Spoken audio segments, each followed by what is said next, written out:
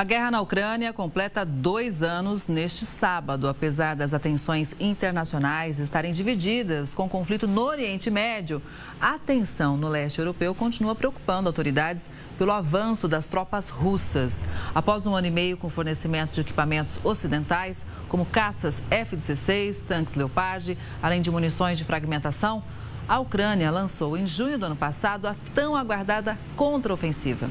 O mecanismo, a princípio, parecia ser uma virada nas batalhas e a retomada de localidades ocupadas pela Rússia.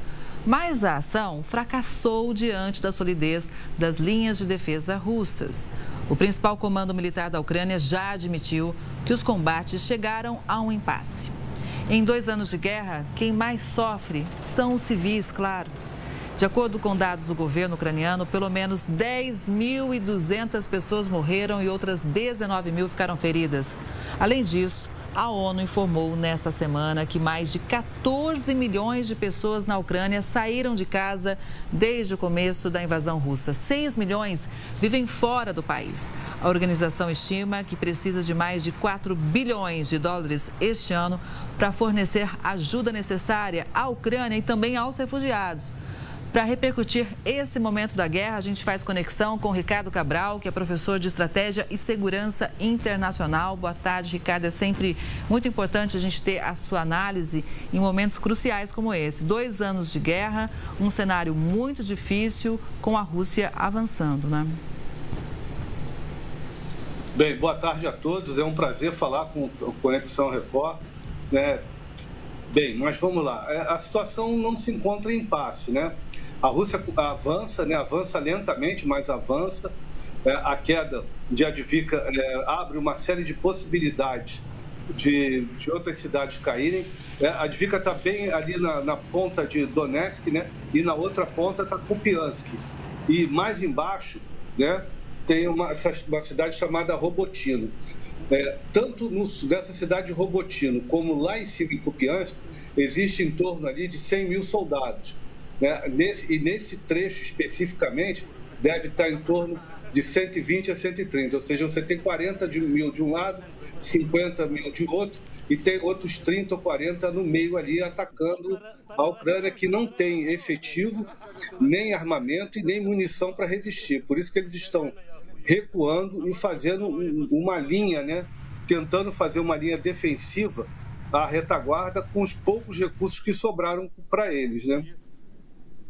Pois é, Ricardo. Então, a gente vê realmente um momento que a Rússia já avança em alguns territórios, como você acabou de mencionar. E chega uma notícia aqui, eu gostaria de repercutir com você também, porque nos últimos dias, os pedidos de Volodymyr Zelensky por maior ajuda militar ocidental se intensificaram. A gente tem acompanhado de perto. O principal impasse envolve os Estados Unidos. O Senado norte-americano aprovou um pacote de ajuda externa de mais de 95 bilhões de dólares, incluindo assistência à Ucrânia. Mas o projeto enfrenta a resistência da Câmara, dominada pelo Partido Republicano. Antes considerado o maior apoiador do país em guerra, os Estados Unidos se tornaram agora uma grande incerteza. Mesmo assim, a Ucrânia ainda tenta resistir com ajuda, né, dos pacotes do bloco europeu. Recentemente, Zelensky assinou acordos de segurança com a Alemanha e França. Paris se compromete a proporcionar o equivalente a mais de 16 bilhões de reais em ajuda adicional a Kiev. Já Berlim prevê uma ajuda militar adicional e imediata de mais de 1 bilhão de euros. A Alemanha também prevê ajudar a Ucrânia depois da guerra para que o exército seja modernizado e consiga também repelir futuros ataques. O líder ucraniano também viajou no mês passado aos países bálticos em busca de mais ajuda militar. Ao mesmo tempo, o primeiro-ministro britânico prometeu aumentar a ajuda militar à Ucrânia, incluindo a entrega de milhares de drones, que a gente já mencionou aqui, né, Ricardo? Esses drones não são novidades, uso em guerra, mas têm sido muito usados desde o começo da invasão. Agora, minha pergunta é o seguinte: em relação aos Estados Unidos, a gente sabe que tem um momento lá interno muito complicado para Joe Biden, ano eleitoral. Tem a questão da China também, que se torna uma ameaça na visão americana maior, muitas vezes, do que a Rússia. E talvez, pela questão geográfica, a gente vê países da Europa realmente continuando com o suporte à Ucrânia. Como é que você analisa, né, essa questão agora dos recursos para Zelensky? A Europa, a gente não pode esquecer que a Europa está em crise, né? Ela está numa crise, ela está em depressão econômica, ela recessão na Alemanha, na Inglaterra, baixo crescimento econômico na França, e eles prometeram aumentar os aportes para a OTAN, né, para ficar uma média de 2% do PIB, mas isso num momento extremamente difícil para as pessoas lá na Europa. E eles têm tentado justificar essa ajuda maior pelo perigo que representa a conquista da Ucrânia, de parte do território da Ucrânia, pelos russos. A dificuldade, além dessa questão econômica, é a baixa popularidade da guerra. Primeiro, existe mais de 60% dos europeus não acreditam que a Ucrânia vá conseguir ganhar a guerra, eles acham que a Rússia ganhará. Mas foram feitas algumas pesquisas nesse sentido. Outra parte que é importante para caramba também é a capacidade da Europa oferecer os equipamentos que a Ucrânia necessita. E sem os Estados Unidos na equação é impossível. Eles prometeram, por exemplo, 1 milhão de granadas de obuses 155, né? E descobriram que só conseguem entregar metade até o final do ano. E isso complica, vamos dizer assim, a logística ucraniana e as capacidades ucranianas. Nesse sentido, ainda tem uma terceira coisa que a gente não pode deixar de colocar, Kelly, são as acusações diretas de corrupção por parte do regime ucraniano. Se especula, né, que entre mercado, que foi para o mercado e algumas outras coisas de desvio direto, que quase $1 bilhão dessa ajuda foi desviado. Então, William Burns da CIA foi lá na Ucrânia para resolver esse problema. Aí tiveram que mudar o ministro da Defesa, uma série de coisas. Então, e a guerra é impopular na Ucrânia. Alguns lideranças, né, o Zelensky ser removido, outros acham que o problema é o próprio exército ucraniano, que não tem condições de derrotar os russos. Então, eles estão numa situação, eu diria, estratégico, né? Eles vão recuar, eles têm que recuar, não tem o que fazer, para tentar fazer uma linha defensiva, que a gente chama, como eles não têm tempo, está inverno, você está vendo como é que está o clima. Imagina você fazer uma trincheira nisso, mesmo com máquinas, fica complicado, e você tem que fazer dessa maneira aí, ó. Tem que ser coberto, porque senão o drone vem e vai destruir tudo. Aliás, o drone, do jeito que está ali, ele vai destruir tudo, não importa. Então, as questões são muito mais profundas e faltou aos ucranianos, na minha visão, planejamento estratégico, né? Já prever linhas de alternativas caso a ofensiva não der certo. Ou seja, eles só tinham um plano A. E agora se vem nesse, não impasse, mas da possibilidade de perder mais território durante o inverno. Dá um destaque, porque nessa semana realmente a Rússia anunciou a tomada de Avdiivka, né? Inclusive a gente tem mais informações, gostaria que vocês me ajudassem aqui da produção, porque está chegando aqui a informação, e realmente isso, a Avdiivka fica no leste da Ucrânia. Então como é que você avalia, né, essa tomada dessa região e também de outras áreas próximas ali? Ela é o seguinte, a Avdiivka, ao mesmo tempo que ela é um grande centro industrial, ela também é um nó de estradas e um nó ferroviário. Isso já adiantaria a logística russa para caramba. Por isso que eles evitaram destruir as ferrovias e as estradas. Eles agora estão avançando, eles conseguiram, logo no primeiro dia de Avdiivka, um avanço assim, de mais de 10 quilômetros. E a tendência russa é que eles agora, a tendência russa é eles atacarem em várias frentes. Na verdade, nesse momento, eles estão fazendo um avanço em 5 frentes, né, que vão de Robotino a Kramatorsk. É uma área de mais ou menos 150 a 180 quilômetros, e ali eles concentraram em torno de 150 mil homens, só nesse pedaço. Então, eles estão avançando por 5 eixos, com um objetivo fundamental, né, de preparar a entrada na Zaporizhia, já visando a cidade de Zaporizhia e conquistar toda essa parte de Donetsk. Os russos dominam em torno de 55%, 58% de Donetsk. E parece que a ofensiva é tomar o resto de Donetsk. Não sei se se nessa ofensiva de inverno conseguem isso. Professor, então agora vamos trazer um outro ponto que foi destaque mundial e a gente acompanhou aqui também, que é sobre o principal opositor de Vladimir Putin. A certidão de óbito do ativista russo Alexei Navalny afirma que ele morreu de causas naturais.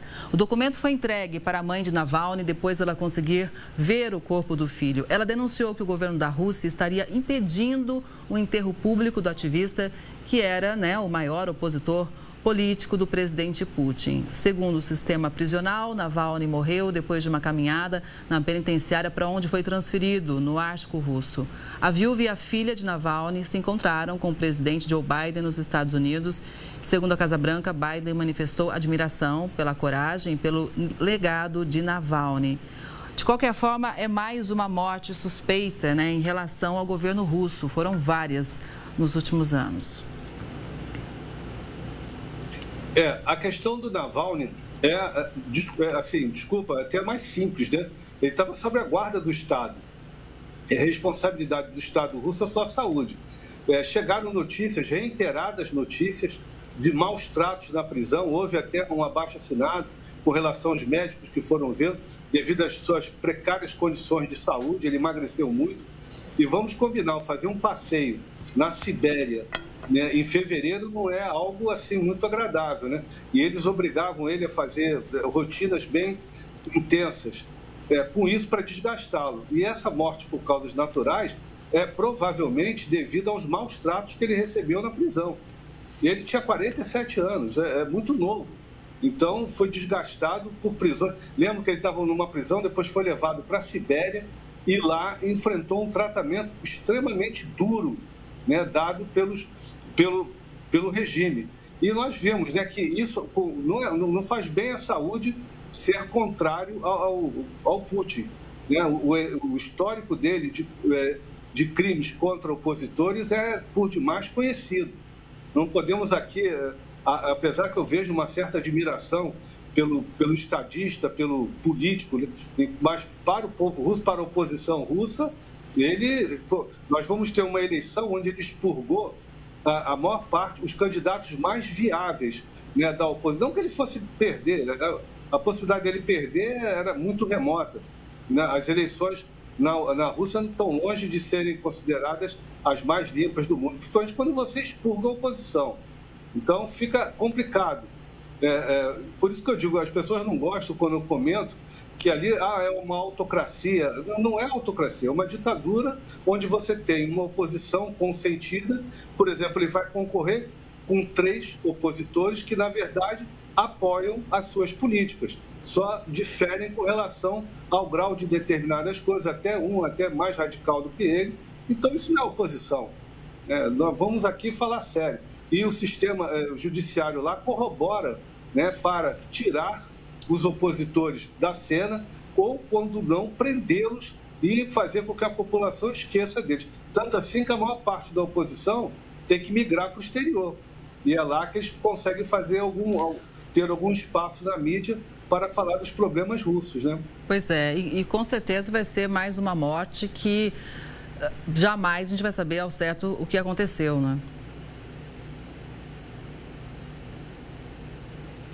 Eu acho, por exemplo, nós teremos as eleições, elas vão durar 2 dias.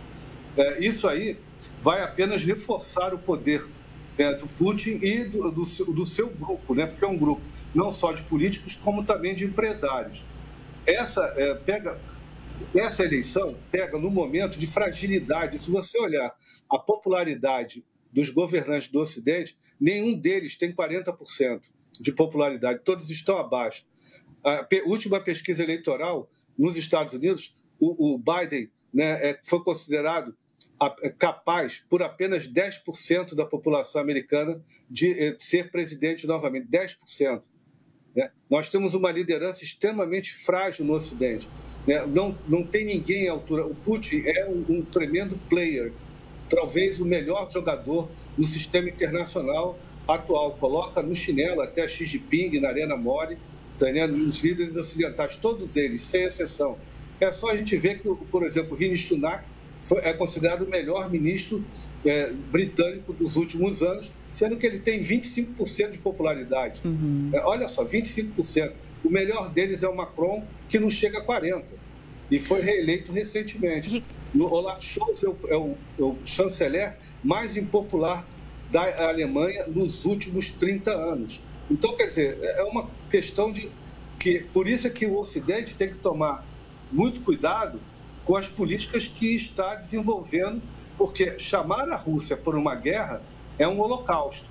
E ali na Europa, eles estão muito enfraquecidos. Aliás, em parte, essas sanções, que já somam mais de 17 mil, são mais de 17 mil sanções, de certa forma prejudicam a Rússia, sim, mas também estão virando a chave do sistema financeiro internacional, sim, em favor da China. Sim. Agora, o principal beneficiado dessa guerra é a China. Agora, Cabral, já que você disse que o Putin é um grande player, como você avalia esse período da guerra? Você acha que, como está já acontecendo nessa semana, os ataques na Ucrânia vão aumentar do ponto de estratégia militar?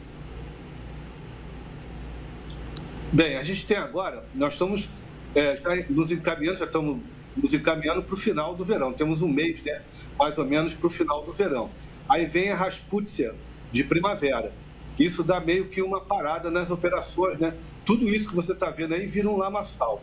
Tudo isso. Então quase você não transita e você prepara o próximo evento, que será muito provavelmente uma ofensiva em larga escala. É provável que nós vejamos a continuidade dessa ofensiva de inverno, uma parada ali em março, abril, né? E a retomada da ofensiva no final de maio, e ela indo durante toda a primavera e verão, com a possibilidade de um avanço muito grande da reconquista, da conquista, né, vamos dizer assim, total de Donetsk, o avanço forte na Zaporizhia e Kharkov. Kharkov está começando a ser, que a gente chama de nivelar, né? Ele está começando a ser bombardeada nas suas instalações militares. Os russos fazem uma escala, né? Primeiro bombardeiam as instalações militares, depois vão atacar a infraestrutura de energia e depois vão atacar a infraestrutura governamental, tirando os meios de comando e controle. Então, Kharkov é importante porque é a partir dali que eles atacam o território russo, né? Bryansk, Belgorod, Kursk. Então, isso é uma questão que deve, inclusive, ser a prioridade para o avanço russo nesse verão, que é o que eu acho que vai acontecer. No verão, nós veremos os russos, só para vocês terem uma ideia, tem 617 mil e eles estão fazendo rotação, 17 mil na Ucrânia. Eles têm, provavelmente, um número em torno de 150 a 200 mil na Rússia, que a gente não sabe se eles vão para fazer a rotação, né? Ou seja, que eles vão tirar 200 mil e vão recolocar 200 para fazer a rotação das unidades, ou se esses 200 mil serão usados numa grande ofensiva, ou em Kharkov, ou retomar a margem oeste de Kherson. A tendência é que a Ucrânia não tenha condições, inclusive, de resistir, porque ela está sem munição, a munição antiaérea está acabando, eles vão receber 1 milhão de drones. Aí no dia perguntaram, mas 1 milhão de drones é coisa pra caramba. Mas sim, mas não vai ser entregue de uma vez só. Sim. Drone não substitui a artilharia. Ele é um complemento à artilharia. E isso aí, agora tem drones com inteligência artificial e etc.